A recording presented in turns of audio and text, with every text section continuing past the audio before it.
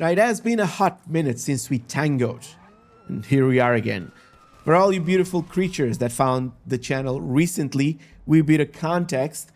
Channel lore was all about going back to basics, and we were supposed to relive the GTA Online experience from square one, but this time around, we would be using our brains instead of brute forcing everything. And this turned into this series where we complete heists with minimal gear or with increasingly stupid ways. At some stage, we start going with no guns and fists only, or no vehicles, star banana. And it was all meant to be done with a fresh character, a level 1 character. Now, we're going to be filling in more gaps as we go. We need to get things rolling. I want to thank everyone for joining me. I'm Bishop, a part-time narrator, full-time liability. And this is your friendly reminder that sometimes a perfectly innocent name accidentally contains a word Rockstar doesn't quite like. English isn't the only language in the world, you knuckleheads. Who'd have thunk it? Right then. Time to burn an absolutely irresponsible amount of GTA dollars. 15 millis on a character who has absolutely nothing else going for itself. Spoiler alert, we're going to be deleting this dude at the end of this all. I really don't care. The main character exists to fund these experiments. I think we'd be grinding nerfed Kaio. And we did it so many times, I think I get to keep my own uniform anymore. This time around, we're going to be tackling the new Kortz Center Heist, fresh level 1. We're going to keep it sensible this time around. We're going to be using a special carbine, and we order free Duke. Pretty much easy mode by level 1 standards, if you ask me. If you've never seen one of these before, I'll throw a playlist at the end or something. Right then, mention is bought, rifle, cheapo dude is cheap. Let's see what Rockstar has cooked. So first things first, we're going to see through what might genuinely be some of the most driest cutscenes I've seen in GTA Online. Everybody talking like they're just clocked in for Monday morning shift, you know? There's nothing exciting about this. Nobody sounds nervous, doesn't sound like we're about to rob one of the biggest art collections in Los Santos. It's all just, yeah, off you go. So yeah, time to scope the Kortz Center. Now, this is where I start getting a weird feeling, sort of deja vu, because I kept waiting for the game to open up, but it's mostly more of the same with nothing new or interesting, other than the same old, taking photographs, going upstairs, downstairs, side stairs, cameras, cards.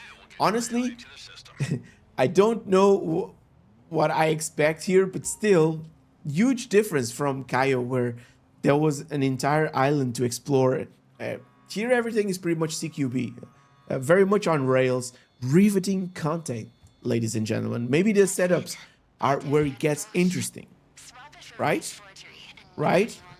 So not going to spend too much time going about the setups, but I want to talk a little bit about it because I thought the game would open a little bit more, again, different mechanics, but if you've been playing this for a while, you'll recognize all these locations, and it's all like solved by kill on sight.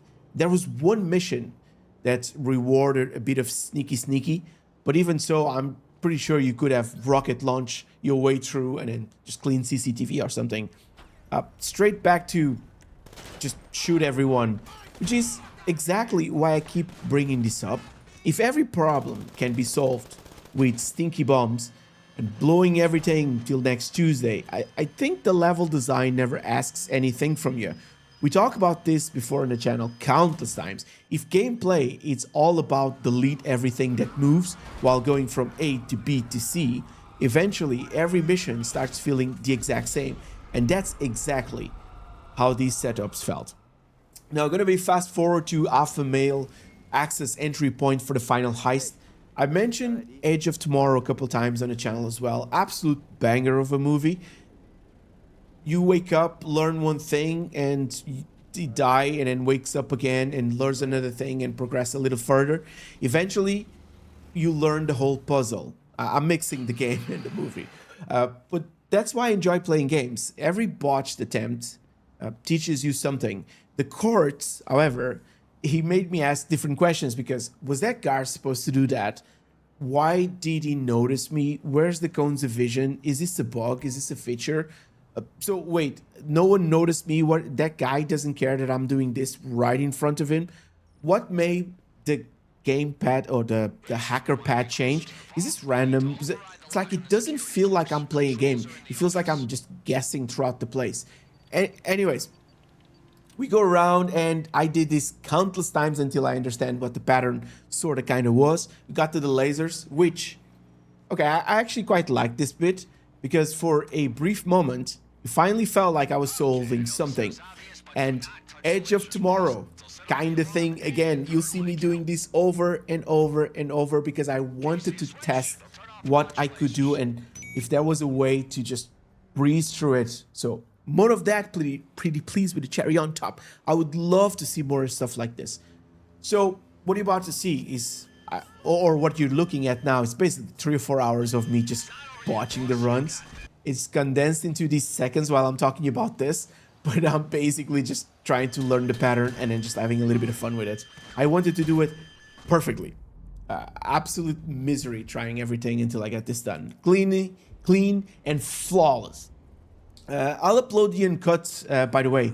So if you think I'm talking absolute waffle, you can watch it and let me know what you did differently. So I'll put it in the channel Monday or something.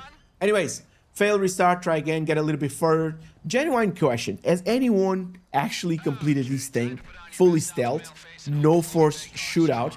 Because by the time I was finishing this, if you see here, the guy's gonna be saying, hey, Noose is here, you tripped a wire or something. Boss, I need you to stay cool, because, Noose is en route. Yeah, fuck, must have been some failsafe in the vault or a silent alarm or something. If you completed this, I genuinely want to know. I think it might have been one of the other exits, and I chose this one there, and then I think that's what triggered it. I don't want to look for a video about what I'm supposed to do. I just wanted to discuss with the 7 people watching this video. No, Nana, you don't need to call me to let me know you have no idea what I'm talking about. And probably, yes, I'm gonna go for tea as soon as I finish this. You walk out, and Raph is telling you that you tripped a wire. So Noose was called. Anyways, it's not a clean exit. So you get a shootout as you leave the art gallery, meaning you're always gonna shed some cash here and there. Even so, you walk away with a couple of millies on the first go, so not too shabby. I've seen some people saying that they left with 1.6 million. I think they might have not done the secondary target or something. So pretty sure if I kept running this, I'll eventually optimize it. Here's the end screen. Learn the routes better and then save a couple of minutes for elites. But honestly, I don't think I will. I've seen loads of people talking about the payouts, and I want to talk about this for a wee second, because I think they're arguing about the wrong thing. I really don't care whether this pays $1 million or 5 or whatever. I'm okay with throwing 50 at this just to get 2 back and burning the char after. Instead, what I would really like is a heist that I actually want to replay. Like, for example, Kaio. I couldn't wait to go again. Casino was kind of meh, but the different approaches made it so much cooler. And even though the setup took an absolute eternity, I think it was still fun. And every run felt like it was different and that I was getting better. Now, Kortz feels like I was forcing a gameplay that I knew was there, but didn't really seem designed that way. It's so awkward because I cannot really properly articulate why this feels so off.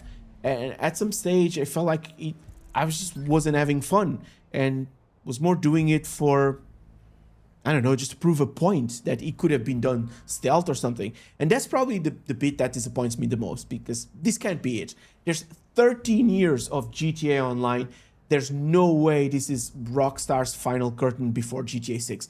I genuinely hope I missed something here. I hope one of you turns around and be like, Bish, you completely overlooked this. So if you manage to do the whole thing, fully stealth, no force shootout, no weird triggers, and it's so much fun, if there's something I'm really missing, do let me know. 15 or 13 for that matter, millies down the drain, and an absolutely will to not come back to this. Listen, I've had ice creams made of water in sugar-free biscuit cones with way more flavor than this whole thing. Thanks for riding shotgun. Bish signing out.